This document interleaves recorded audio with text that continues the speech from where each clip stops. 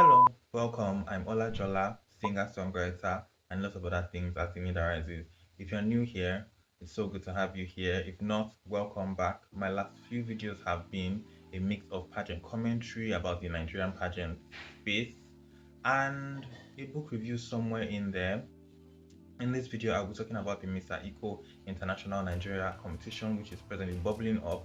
The winner of that competition will be Nigeria's first ever representative at the international competition, which will be held in the Philippines later in the year. But before I go on, I must say thank you for clicking on this video and spending the next few minutes with me. I'm thankful for your likes, your views, your comments on my last few videos. Thank you so much. I'm also particularly grateful because your kindness lets you to know that something valuable is happening here. Also, thank you for subscribing. It ensures that you do not miss out on any of my future updates. The Mr. Eco International Competition is the male offering of the Miss Eco International Competition, and its first edition is slated to hold later this year, as I said, in the Philippines. This competition, like the female version, seeks to inspire and empower young men to speak up about sustainability and environmental protection while encouraging global responsibility as it concerns tackling environmental issues. And I love it. I mean, remember how I spoke in my first ever pageant commentary video about how I like how pageantry helps to reframe beauty through a purpose-based and impact-based lens. And I love to see that, love to hear that, more see than hear, but I guess either works. The Miss Corporate Nigeria organization acquired the franchise for this competition, which means they get to choose who will be Nigeria's first ever delegate at this competition. Now, this is such a bold step, seeing as until now, it looks like this organization has only hosted and held licenses for female pageants. Makes me remember when I was actively looking into the modeling industry, how certain agencies would stick their fan to boys or girls so they could maximize opportunities for their models or build them up to stand out with proven strategies. However, it's not new for an organization to hold licenses for both male and female pageants. I mean, take the Silverbird Group for example. The only issue that could come up in situations like this is maybe the organization focusing on one more than the other. And we also see this in modeling agencies. I mean, it's a well known fact that the more models an agency has, the more likely the majority of them will be unbooked and underutilized for majority of the time. Back to pageantry, the Miss Corporate organization is taking on this task, and I look forward to seeing how hopefully beautifully it plays out in the end. As I mentioned before, they are not a new organization in the pageantry space in Nigeria. I mean, we presently hold about 4 international franchise licenses, including Miss Grand International and Miss Eco International. With respect to a track record, for one, they were recently awarded the Best Pageant Production for 2025 by Pageant Analyst. They also clinched the National Pageant of the Year award for the female category. And if you ask me, I'll say well deserved, especially considering how they were able to table an experience that's similar in basic structure to what's obtainable on the international stage. I also like how they chose Edo State as the host state. Not every time Lagos and Abuja. That was nice. So I think the major determinant for their win of the award was the quality and structure of the finale show. The effort with respect to the lighting and the stage design was pretty obvious. And I know that when you compare the quality of the footage and other aspects of the show to what you see on the international stage or in other pageant loving countries, with respect to pristineness and aesthetics, there's still work to be done. However, this show, the production, it really ranks amongst other productions within the country last year. Also, concerning support for the title holders representing the country on the international stage, I think I see the effort as well. I mean, Blessing Diatake, Miss Eco International 2024, had what looked like a smooth run at her international competition. I mean, she even placed in the top 21. Then there's Omachono Joy, Miss Grand Nigeria 2025, who also had a smooth run at her international competition last year. I spoke about her in my wrapped video about the female delegates from last year. I mentioned how there was so much improvement from her national performance to what she delivered on the international stage, and I believe the organization definitely had a hand in that. Then there's also Comfort Unaiwu, who was Miss Eco Team Nigeria, who placed fourth in her international competition. And more recently, Martha Aji, Miss Eco Nigeria 2025, who is getting ready to represent the country at the international competition in Egypt anytime from now. Her journey has had the makings of a delegate who has a good support system and team.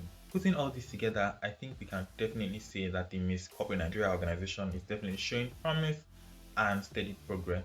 And with the right hiring and hands on the wheels, in the next few years they can really build something really big. Earlier this year, they put out a call for contestants for the Mr. Equal Nigeria competition, and after receiving entries from promising young men from all over Nigeria, they have recently unveiled the official top 20 on their official Instagram page. And I think congratulations are in order for these young men. Hopefully, we get a winner who is able to deliver such a stunning representation as the first ever representative for Nigeria at the first ever Mr. Eco International competition. The organization has made it clear that this edition will be a virtual one. They will first have intro and work videos, then score tasks, which include the results wear, traditional costume wear, and talent competition. After which they will screen down and then have an evening where Q&A and interview segments with top contestants from which they will pick the winner. While I think that's smart and economical for both the organization and the delegates, I really hope that the right candidates are able to stand out and not have any network issues that will compromise their position during the competition. I mean, this is Nigeria. I believe it's very possible to pick a good delegate via an online competition. I mean, proof of that is Tofumi Adekola, Miss Cosmo 2025. I think an online competition allows delegates with excellent communication skills and a good advocacy to sell themselves. And that's a good thing because things like performance skills, styling, body or physique can be addressed and perfected leading into the international competition. However, things like communication skills and advocacy, it's hard to learn that and deliver on on demand within a short time. It's already off to a good start if you ask me. I mean, they recently had a briefing session where there were segments on public speaking and sustainability awareness. And I think they're gearing up for the talent competition as I am making this video. I think we can say they're putting in the work. I mean, they recently published the official judging lineup, and the list is packed and heavy. If you ask me, we have a good number of recent and reigning national and international title holders across the male and female pageantry spaces. We have creative directors, bloggers, designers, etc. And I think it's a good idea, very good idea, because some of these people on the panel will probably be working with the winner, and I would expect that if that is the case, they'll be looking for the most promising candidates. The effort is showing, if you ask me. Some of the delegates are already standing out to me.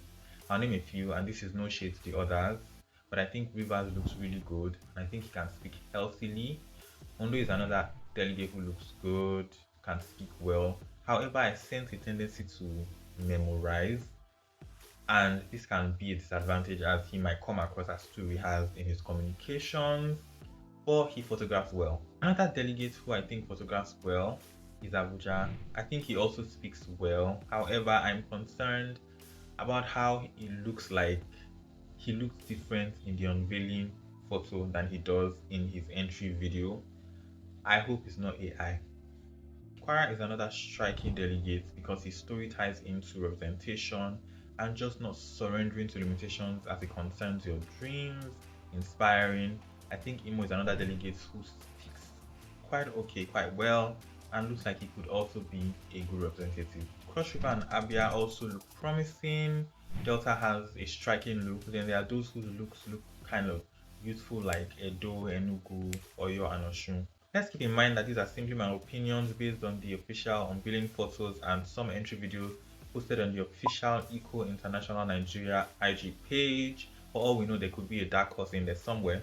I just hope whoever wins and gets to represent Nigeria is someone who can deliver excellently well and meet the requirements for what the organization is looking for, which I would expect to include beauty, communication skills, and a passion for sustainability and global responsibility.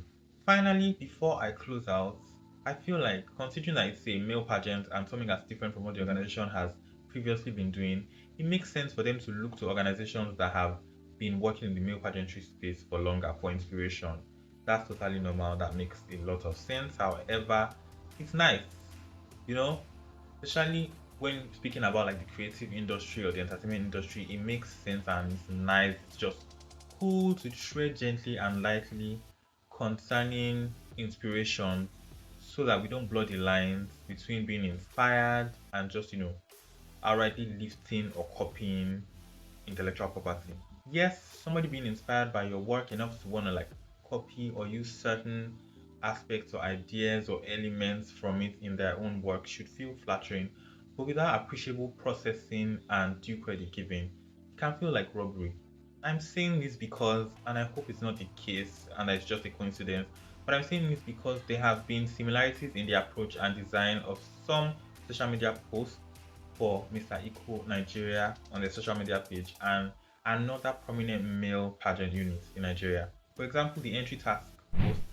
I don't know whether that task was announced to the public or to the delegates before a scorecard was published, but that scorecard, with respect to the design, the font, the terms used on it, it looks quite familiar. Honestly, it could have been an oversight because I'm not going to pretend like the organization hasn't been doing a good job up until now. But we just have to kind of try and prevent this from recurring. Being inspired is okay, but I think the team has to sit down and create a new strategy or design for publishing results, something that's more original and more representative of the organization's brand and purpose. And with that, we've come to the end of the video. Thank you for sticking with me. I'd like to hear your thoughts. Please leave them in the comment section down below. Also, don't forget to leave a like and subscribe if you haven't already. It ensures that you do not miss out on any of my future updates. Thank you. Be safe. See you soon.